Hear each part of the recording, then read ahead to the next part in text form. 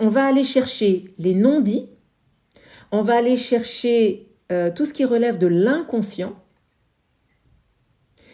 et puis on va les amener à parler, par exemple, en concertation, en passant des petits extraits de films.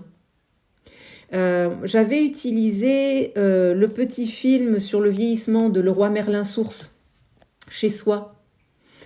Et je l'avais passé en concertation des habitants à Pau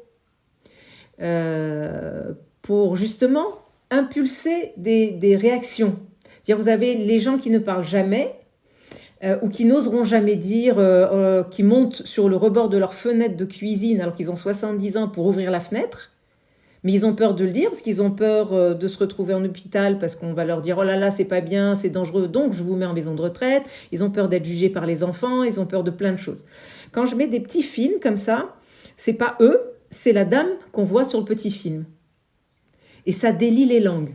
« Ah oui, moi aussi, j'ai une amie qui fait comme ça. » C'est jamais soi, hein. C'est toujours le copain de la copine ou l'ami ou la voisine. Mais on s'en fout. Nous, on a compris et ça nous suffit.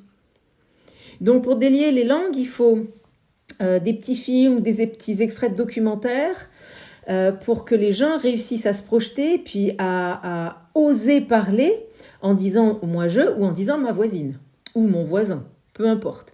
Mais ces infos-là, on ne les aurait jamais eues si je n'avais pas utilisé le biais du petit extrait de documentaire.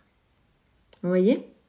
Donc, c'est super important de commencer par observer dans le silence.